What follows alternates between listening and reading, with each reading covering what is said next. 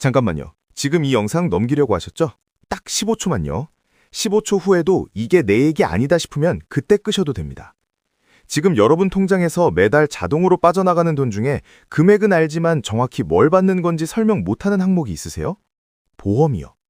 한번 떠올려 보세요. 지금 유지하고 있는 보험이 몇 개예요? 3개? 5개? 혹시 7개 넘어가시는 분도 계세요? 그리고 솔직하게 그 보험들 전부 내가 직접 알아보고 가입한 거예요? 대부분은 이렇습니다. 부모님이 어릴 때 들어준 거 2개, 취직하고 지인 설계사 부탁에 든 거 2개, 결혼하면서 왠지 불안해서 추가한 거 2개. 그렇게 어느 순간 7개가 됐고 매달 35만 원이 그냥 빠져나가고 있습니다. 근데 여러분, 이게 1년이면 420만 원이에요. 10년이면 4,200만 원입니다. 이 돈으로 뭘 할 수 있는지 아세요? 지금 당장 S&P 500 ETF에 매달 35만 원씩 10년을 넣으면 연평균 수익률 7% 기준으로 6천만 원이 넘어요. 그냥 자동이체 하나 바꾸는 것만으로요. 근데 지금 그 돈이 어디 가고 있냐고요? 여러분이 평생 한 번 쓸까 말까 한 특약들 속으로 조용히 사라지고 있습니다. 오해하지 마세요. 저 오늘 보험 해지하라고 이 영상 만든 거 아닙니다. 저도 한때 보험을 8개나 유지했어요. 매달 44만 원씩 냈고 그게 당연한 줄 알았습니다. 그러다 손해사정사 일을 하는 친구한테 제 보험 목록을 보여줬더니 친구가 서류 훑어보고 딱 한마디 하더라고요. 야, 이 중에 네가 진짜 필요한 거 2개밖에 없어. 그날 저는 처음으로 보험을 제대로 들여다봤습니다. 그리고 알게 됐어요. 제가 보험을 이해해서 든 게 아니라 그냥 불안해서 샀다는 걸요. 그리고 더 충격적인 건 그게 저만의 이야기가 아니라는 거예요. 오늘 이 영상에서는 딱 3가지를 알려드릴까 합니다. 첫째, 왜 보험을 많이 들수록 오히려 노후가 더 불안해지는지. 둘째, 지금 당장 정리해야 할 보험을 구별하는 단 하나의 기준. 셋째, 내 나이와 직업과 가족력에 맞는 보험만 남기고 나머지 돈을 진짜 자산으로 전환하는 방법. 끝까지 보시면 오늘 밤 바로 실행할 수 있습니다. 자, 본론으로 들어가겠습니다. 여러분, 냉장고 한번 생각해 보세요. 냉장고는 한 번 사면 10년, 15년을 씁니다. 고장나면 수리하고 수명 다하면 새로 사고 그 냉장고가 내 삶에서 얼마나 많은 역할을 하는지 우리는 알고 있어요. 근데 보험은요? 보험은 냉장고가 아니에요. 보험은 소화기에 가깝습니다. 소화기는 평생 한 번 쓸까 말까 해요. 근데 없으면 안 돼요. 불이 났을 때 소화기 없으면 집이 통째로 날아가니까요.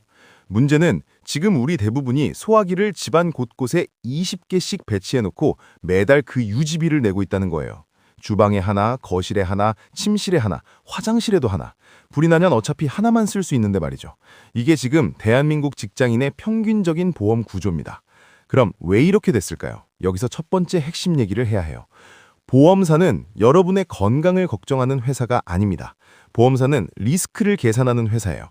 보험사 안에 있는 사람들, 계리사라고 하죠. 이 사람들은 여러분이 언제 아플지, 얼마나 아플지를 수십 년치 데이터로 계산합니다. 그 계산 위에 보험료가 설계돼요. 그러니까 구조적으로 보험사가 손해보는 상품은 존재하지 않습니다. 보험사는 항상 이겨요. 장기적으로는 반드시요. 그렇다면 여기서 질문 하나. 보험사가 가장 잘 팔 수 있는 상품이 뭘까요? 바로 여러분이 가장 두려워하는 걸 보장해주는 상품이에요. 암이 무서우세요? 암 특약 드세요. 뇌졸중이 걱정되세요? 뇌혈관 특약 드세요. 혹시 치매는요? 치매 간병 특약도 있어요. 근데 여기서 아무도 안 알려주는 진실이 있어요.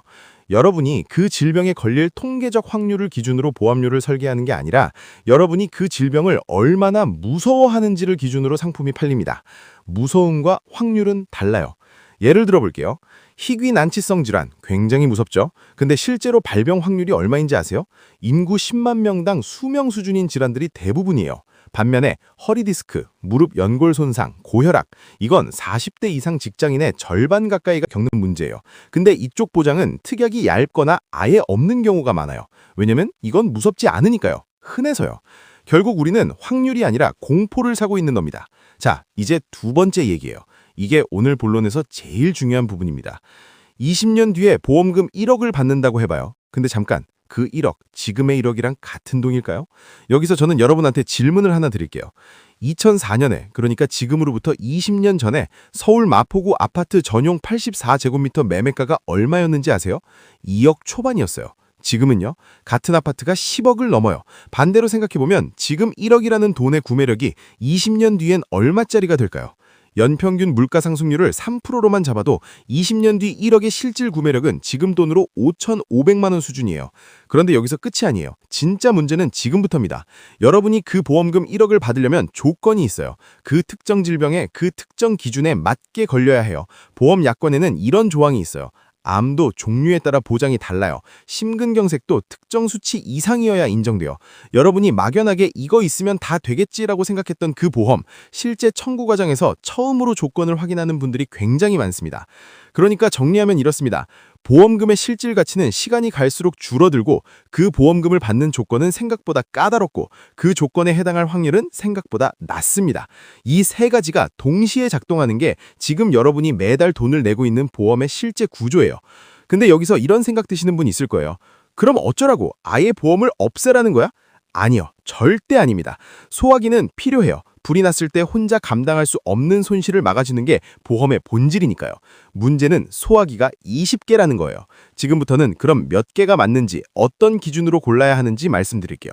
자, 이제 진짜 실전입니다. 여러분, 등산 한번 생각해봐요. 처음 등산 시작할 때 배낭에 뭘 넣어야 할지 몰라서 일단 다 넣는 사람들이 있어요. 물 2리터, 간식, 여벌옷, 구급약, 우산, 돗자리, 심지어 버너까지. 배낭 무게가 15kg이 넘어요. 처음엔 괜찮아요. 근데 중턱쯤 가면요. 무릎이 먼저 나갑니다. 정상은커녕 하산도 버거워져요. 베테랑 등산객은 달라요. 배낭에 딱 필요한 것만 넣어요. 물, 간식, 비상약, 얇은 방풍 재킷. 이게 전부예요. 그러니까 정상까지 가고 하산도 여유롭게 합니다. 보험이 똑같아요. 너무 많이 넣으면 중간에 쓰러집니다.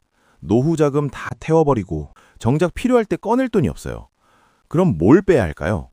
저 오늘 복잡한 얘기 안 합니다. 단 하나의 질문만 드릴게요. 이 질문을 지금 가입한 보험 하나하나에 대입해보세요. 이 보험이 없을 때 발생하는 손실을 나 혼자 감당할 수 있는가? 예스면 정리 대상입니다. 노면 유지 대상이에요. 이게 전부예요. 근데 이걸 판단하려면 기준이 필요하죠. 제가 세 가지 기준을 드릴게요. 첫 번째 기준, 월 소득의 7%를 넘는 보험료는 위험신호입니다. 월 300만 원 버는 분이라면 보험료 총액이 21만 원을 넘으면 구조조정이 필요한 겁니다. 월 400만 원이면 28만 원이 기준선이에요. 지금 내고 계신 보험료 총액을 월 소득으로 나눠보세요. 7%가 넘으면 뭔가 빠져야 합니다. 재무설계업계에서 쓰는 기본 원칙인데 신기하게도 대부분의 설계사가 이 얘기를 먼저 꺼내지 않아요. 왜냐면 그 기준을 적용하는 순간 팔아야 할 상품이 줄어드니까요. 두 번째 기준, 같은 항목을 2개 이상에서 보장받고 있다면 하나는 확실히 군더더기입니다. 여기서 많은 분들이 놓치는 게 있어요. 실손보험 있으시죠? 직장 다니시면 회사에서 단체 실손도 들어줘요. 그러면 개인 실손이랑 단체 실손이 동시에 있는 거예요. 근데 실손보험은 중복 보장이 안 됩니다. 실제 치료비의 일정 비율만 나오는 구조라 2개 있어도 2배로 받는 게 아니에요. 매달 2개 보험료 내면서 실제로는 하나 값만 받고 있는 거예요. 이런 중복 구조가 보험 목록 안에 숨어 있는 경우가 생각보다 훨씬 많습니다. 입원비 특약, 수술비 특약. 이게 실손이랑 겹치는지 지금 당장 확인해 보세요. 세 번째 기준, 내 생활 반경과 가족력이 없는 질환의 특약은 과감하게 뺍니다. 여기서 뇌과학 얘기를 잠깐 해야 해요. 우리 뇌는 생생하게 상상할 수 있는 것의 확률을 실제보다 훨씬 높게 평가해요. 이걸 심리학에서 가용성 편향이라고 합니다. TV에서 희귀질환 다큐멘터리 보고 나면 그 다음날 갑자기 그 질환이 엄청 무섭게 느껴지죠. 실제 발병 확률은 0.01%도 안 되는데 말이에요. 보험 설계사가 특정 질환의 사례를 생생하게 설명하는 이유가 여기 있어요. 여러분의 뇌가 그 위험을 실제보다 크게 느끼게 만드는 거예요. 그래야 특약이 팔리니까요. 냉정하게 판단하세요. 부모님, 형제자매 중 심혈관 질환 있으세요? 그럼 심근경색, 뇌졸중 특약은 두껍게 유지하세요. 유전적 리스크는 확률을 올리니까요.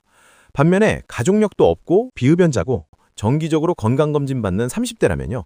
지금 당장 희귀암 특약을 두껍게 들 이유가 없어요.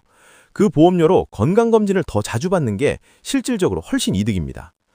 자, 그럼 이제 반대로 뭘 남겨야 하느냐? 딱 4가지만 말씀드릴게요. 하나, 실손의료보험. 입원이든 통원이든 실제 치료비를 커버해줘요. 이건 혼자 감당하기 버거운 의료비를 막아주는 기본 중에 기본입니다. 단, 하나면 충분해요. 둘, 3대 질병 보장. 암, 심근경색, 뇌졸중. 이 세 가지는 치료비 자체가 수천만 원을 넘고 치료 기간도 길어요. 소득이 끊기는 기간까지 포함하면 가정경제 전체가 흔들려요. 이건 혼자 감당이 안 되는 리스크예요. 셋, 운전자 보험. 차를 운전하신다면 필수입니다. 교통사고로 상대방이 중태가 될 경우 형사합의금이나 변호사 선임 비용이 순식간에 수천만 원이 나와요. 이건 보험 없이 맞으면 인생이 통째로 흔들리는 리스크예요. 넷, 후유장애 보험. 죽는 것보다 크게 다쳐서 장기간 일을 못하는 상황이 재정적으로는 더 치명적이에요. 사망보험금은 내가 못 쓰지만 후유장애는 내가 살아서 감당해야 합니다. 이 네 가지가 기둥이에요. 나머지는 내 상황에 따라 선택적으로 추가하는 거고요. 마지막으로 딱 하나만 더 말씀드릴게요. 보험은 한 번 설계하면 끝이 아니에요. 20대에 필요한 보험과 30대에 필요한 보험이 달라요. 결혼 전과 후가 다르고 아이 생기기 전과 후가 달라요. 직장 다닐 때와 자영업할 때가 달라요. 근데 대부분의 사람들은 20대에 설계사 권유로 가입한 보험을 40대까지 그냥 유지해요. 마치 중학교 때 맞춘 교복을 30살에도 입고 있는 것처럼요. 삶이 바뀌면 보험도 바뀌어야 합니다. 최소 3년에 한 번, 아니면 삶에 큰 변화가 생길 때마다 보험 목록을 꺼내서 다시 봐야 해요. 그게 보험을 소비하는 게 아니라 보험을 관리하는 겁니다. 자, 거의 다 왔습니다. 오늘 저 여러분한테 겁주려고 이 영상 만든 거 아니에요. 보험사 욕하려고 만든 것도 아닙니다. 딱 하나예요. 여러분이 지금 이 순간부터 보험을 감정이 아니라 기준으로 바라보게 만들고 싶었어요. 그래서 마지막으로 오늘 밤 바로 실행할 수 있는 것들을 드릴게요. 복잡한 거 없어요. 세 가지입니다. 오늘 밤 10분 보험사 앱을 켜세요. 없으면 보험 담호화 사이트 들어가세요. 지금 유지하고 있는 보험 목록이랑 이번 달 빠져나간 보험료 총액 딱 이 두 가지만 확인하세요. 그 숫자를 보는 것만으로도 뭔가 이상하다는 게 느껴지시는 분들 분명히 계실 거예요. 숫자를 아는 것, 이게 시작이에요. 이번 주 30분. 오늘 제가 드린 세 가지 기준을 보험 목록에 하나씩 대입해 보세요. 월 소득의 7%를 넘는가, 중복 보장이 있는가, 내 가족력과 생활 반경에 없는 질환의 특약인가. 이 세 가지 필터만 돌려도 정리 대상이 눈에 보입니다. 그 목록을 따로 메모해 두세요. 아직 해지 안 해도 됩니다. 일단 보이기만 하면 돼요. 이번 달 결단. 정리 대상 목록이 나왔으면 이제 행동할 차례예요. 여기서 많은 분들이 막히는 지점이 있어요. 해지하려고 보험사에 전화하면 설계사가 말립니다. 지금 해지하시면 손해예요. 나중에 재가입하실 때 더 비싸져요. 이 특약은 다시 못 드세요. 이 말들 틀린 말이 아니에요. 근데 절반만 맞는 말이에요. 기준은 딱 하나입니다. 이 보험이 없을 때 발생하는 손실을 나 혼자 감당할 수 있는가? 할 수 있으면 해지하세요. 할 수 없으면 유지하세요. 설계사의 감정적 설득이 아니라 이 기준 하나로만 판단하세요. 여러분, 저 오늘 영상 시작할 때 이런 말씀 드렸잖아요. 매달 35만 원씩, 10년이면 4,200만 원. 이 돈이 지금 어디로 가고 있냐고요. 근데 방향을 바꾸면 어떻게 되는지 아세요? 보험료를 15만 원으로 줄이고 남은 20만 원을 매달 ETF에 넣으면요. 10년 뒤에 복리로 3,400만 원이 넘어요. 20년이면 그게 1억을 훌쩍 넘습니다. 보장은 그대로인데 통장은 두꺼워지는 거예요. 이게 보험 다이어트가 아니에요. 이건 재무 구조 조정입니다. 그리고 이 구조 조정 누가 해줄 때까지 기다리면 안 돼요. 아무도 먼저 알려주지 않거든요.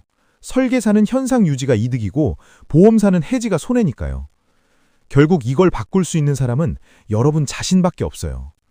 오늘 밤 딱 한 가지만 해주세요. 보험사 앱 켜서 이번 달 보험료 총액 확인하는 거예요.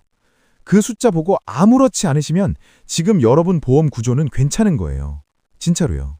근데 그 숫자 보고 뭔가 찔리는 게 있으시면 오늘이 바꿀 수 있는 가장 빠른 날입니다. 내일도 모레도 아니고 오늘이요. 불안해서 든 보험이 노후를 불안하게 만드는 구조, 이제 끊어낼 수 있어요. 보험은 두려움을 사는 게 아닙니다. 리스크를 관리하는 도구예요. 그리고 도구는 내가 통제해야 해요. 오늘부터 여러분이 보험을 소유하는 겁니다. 보험한테 소유당하는 게 아니라. 이 영상이 도움이 됐다면 지금 바로 보험료 때문에 답답해하는 친구 한 명한테 공유해주세요. 유튜브 알고리즘보다 여러분의 공유 한 번이 훨씬 강력하거든요. 영상이 유익했다면 구독, 좋아요, 댓글 부탁드립니다. 오늘도 끝까지 봐주셔서 감사합니다.